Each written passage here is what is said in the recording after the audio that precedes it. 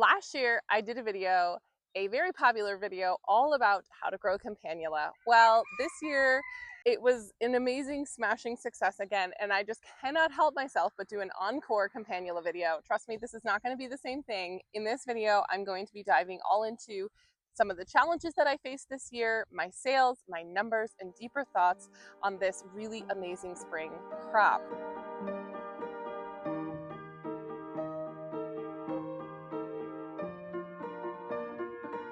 Hi, if we haven't met before, I'm Ruth Ann from Abundant Blooms Flower Farm in Door, Michigan, and I grow and sell almost exclusively to florists on about an acre.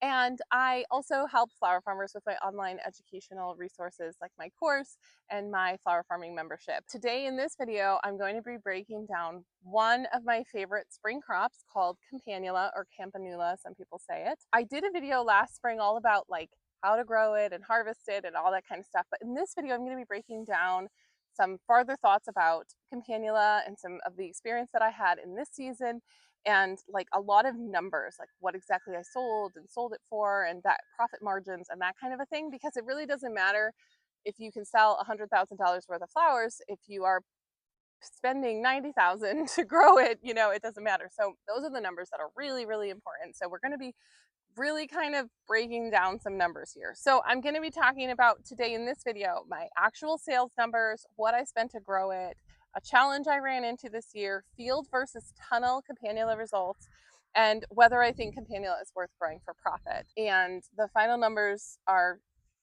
surprising, so stick around and you'll learn all of those. So before we get into the numbers, let's talk about why I love Campanula. Why is this such a great crop? Why is it so valuable? So they fill a really, really important gap season for me. So at this time, this is like late May possibly, but more early June. So tulips are long done, ranunculus are winding down, the peonies are not really producing yet in full force, and there's no annuals to speak of besides GM, although that's done also. So Campanula just kind of fills this gap really, really beautifully. You still need lots of flowers. There's like the most demand for flowers and weddings, like this is early June. So you've got all of this demand. So Campanula fills this gap, for me anyway. And other great things about Campanula is the florists love it, retail people love it. It has an incredible base life of like 2 weeks or more. You can keep it in the cooler for 10 to 12 days. It has just a really unique shape, and these beautiful bells. They're very strong stems, tall. Well, we'll talk about that. And they're pretty productive. It's a pretty easy flower to fill this gap. We're going to talk about some challenges. How do I plant them? So first of all, they are not easy to start from seed. That's a challenge, but I order plugs. It's totally worth it. I have attempted to start them from seed and I had very poor success. And you've got to plant them in the fall, so you're gonna have to baby these seeds. So if you're just love starting seeds, go for it. But otherwise, I highly, highly recommend you get plugs. I got my plugs from Farmer Bailey, and I get the Champion Pro series. I planted a total of 7 plug trays, and I'll tell you how I planted them in the field. But my total cost for the plugs was $660, and so I planted them the end of September for the following June sale. So let's just think about this a minute, you guys. So that means that these flowers were in the ground for about 250 days before I started harvesting them. And that's even without me starting them from seed and messing with all that. That's with getting plugs. 250 days of tending and caring and keeping alive this crop. So it's a long crop, but I mean, most of that is over the winter.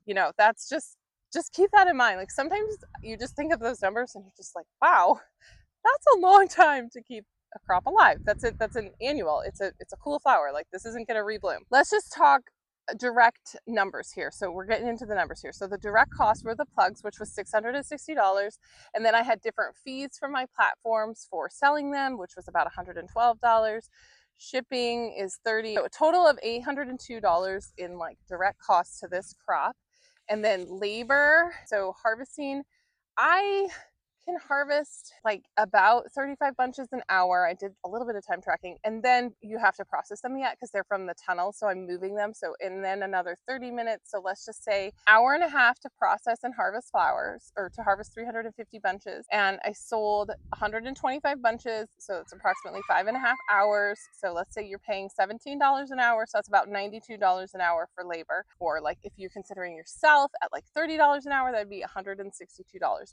Then additional labor, which I didn't quite do every little thing here, but like planting, managing the hoops in the winter because I put them under low tunnels, watering occasionally in the winter, and then spring maintenance. I think I weeded them once. So let's just estimate there's another 8 hours of labor. So $30 an hour would be $240. So after my total sales of what I sold was $2,260, and then you minus this labor and expenses, plugs, fees, shipping, labor, and then the profit comes about to $1,056 on 2,260 in revenue. So that's about a 46.7% profit margin, which for a flower farmer is pretty happy. However, that's not like total profit margin. These were grown in a $20,000 high tunnel, and they occupied space from September till June. That's a big commitment. So my total sales, like my total bunches, was 125. So I sold a total of 1,250 stems. So when we're talking profitability like that, let's think of that. And I sold every stem that I possibly could. They sold like crazy. So this is kind of like quick revenue here. But this doesn't take into account loss. So what did I lose? Because we're going to talk about field versus tunnel growing. I planted 7 trays of 210 plug trays. So I planted 1,470 plants, and I harvested 1,250 stems, or I sold that many. Now, there's always some damage, like you break a stem or two here and there and stuff like that. So, you know, there's always some shrink with that. But I lost a few other things. So what I did, like I said, is I got 7 trays of Campanula. So I actually got 2 trays of purple, 2 trays of pink, and 3 trays of white, because white's always the most popular color. And I planted 4 of the trays in the tunnel. So I planted pink, purple, and 2 white in my tunnel. And I planted 3 trays in the field, white, pink, and purple. So that's what I did. So I had 7 trays, 4 in the tunnel, 2 in the field. And everything in the tunnel was positively, absolutely, stunningly, incredibly amazing, productive, and harvestable. I have grown Campanula in the field for 3 winters. This is the 3rd time I've done it. And I always plant it in the fall, and I harvest it in the spring, obviously. The first time I did it, it was amazing. I couldn't believe it. I mean, they were at least 2 feet tall. I did not grow the pink. I grew like the light purple and the dark purple and then the white. And they were incredible. Like I couldn't believe that I could grow this crop in the field. So last year I did it in the tunnel and the field. This was the first time with the tunnel, and they both were pretty good. The field ones were definitely way shorter than the tunnel. In the tunnel, they're like up to my shoulder. They are positively massive, massive.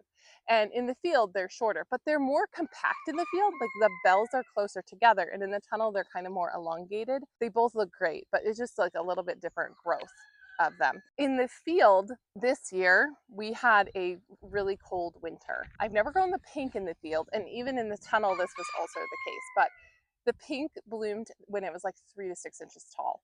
I didn't sell a single pink stem from the field. They were just too short, and they weren't really that great either. In the tunnel, the pink was also the shortest of the tunnel. It was not 4 feet tall, but it was like 2 feet tall. Plenty tall enough to grow and sell, but not, you know, these wimpy like 4-inch stems that didn't look that great. And then the purple was okay, maybe 18 inches tall. So it was okay.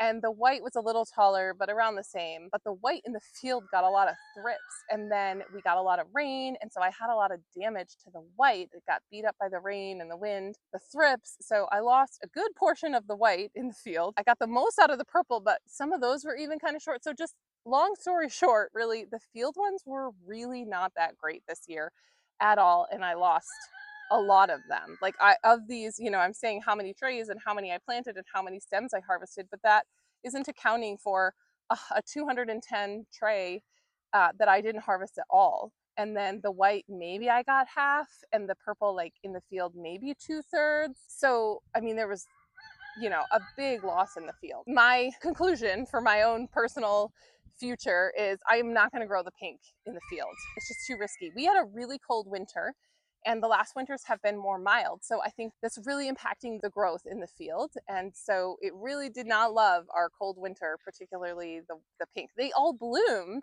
just they were really, really short. So that is something with Campanula. It's definitely, kind of needs that coolness and it needs to overwinter, but it also didn't love it that cold. So one other thing about Campanula is it is day length sensitive. It needs a certain number of hours of day length in order to bloom. So you're never going to have it blooming in your tunnel in March in Michigan, or April or May. Like we simply do not have enough day length. So the tunnel bloom time and the field bloom time are very similar, like within days. Like my tunnel is like done and the field is starting. So like within 5 to 7 days, the tunnel is blooming and then the field blooms. And I've talked to other flower farmers and they say they bloom at exactly the same time. And I don't know if that's just because we're further north and we have a bigger day length differential, like we're gaining daylight so quickly in the spring compared to maybe other places. So you actually might get them at the exact same time, whether they're planted in the field or the tunnel. But to me, the tunnel quality and predictability, or how the risk of it is so much less to get this incredibly valuable crop. It's very profitable. It's way cheaper to grow and less risky to grow than ranunculus. It grows so easily and amazingly in the tunnel, and it is pretty hardy, so I'm not like all worried, super freaked out about it. If it gets pretty cold in the winter, like I did cover it with row cover and that kind of stuff, but I didn't go to like extensive lengths to protect it in the tunnel. So those were definitely some of my challenges and kind of the results. And I've had a lot of people ask me about field growing it, and I've always been like, yeah, it grows great in the field. Well, I don't I definitely had some mixed results this year.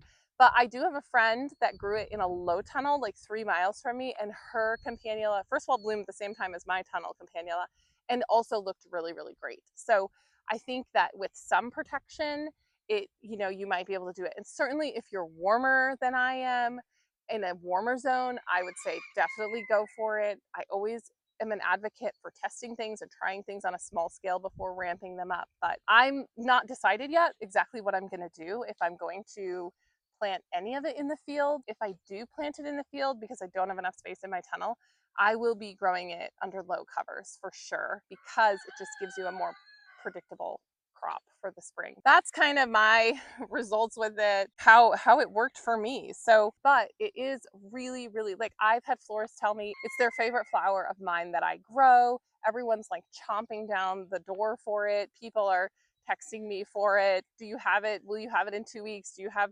25 bunches of it? Like really, really, really high demand spring flower. And there's a lot of farmers around me that grow it, and we basically all had it at the same time. And I know we like all sold out of it. So I feel like, yeah, how can I grow more of this? So the other thing with Campanula is it does kind of all come at once, and it is really intensive. So it's a really intense couple weeks in spring. So my peonies were just starting, which are, which you have to harvest multiple times a day. And you don't have to harvest the Campanula multiple times a day, but you do need to like keep harvesting it because it starts to really open really quickly, and you don't want it to get too open, and you definitely don't want to lose the crop. And it holds great in the cooler. So I mean, I was like picking the whole tunnel clean, picking hundreds of stems on Monday, and on Wednesday I was like, everything else needs to hold. I need to go pick hundreds more stems in my tunnel and spend 2 hours picking Campanula and processing it and getting it in the cooler. Yeah, it is something that's you've got to kind of stay on top of. And then if you have it in the field and you have a storm coming, get whatever you can out of the field before the rain comes and beats it up, because the bells kind of get full of water and just get really damaged and beaten up. So those are a few tips. It is seriously one of my favorite crops. I love it so much. It is so fun to see it grow over the winter and just shoot up in the spring. I think you should consider growing it if you haven't. I would recommend getting plugs and seeing how well you can turn a profit on it and sell it. And it's just a great flower. So if you have not seen my Campanula video about like how to grow it and harvest it, I have a video all about that. here, and you can check that out. I hope that you found this helpful. I'd love to know, do you grow Campanula? What have your results been like in the field? Did you have an exceptionally cold winter, and how did that turn out? Because I think it's just a really great community where we can all continue to learn from each other and other people's results, because obviously I'm just giving you my results from right here in the world, and there's people following along here that are from all over. So if you leave how it went for you and what your climate is like, it can just benefit everybody, and we can just build each other up and learn from each other. And so I really appreciate when you guys do that, and it's so interesting for me also to see how things work for other people. So I'd love it if you did that. I'd really find that valuable for our community here as well. Thanks for watching and following along, and I will see you in the next video.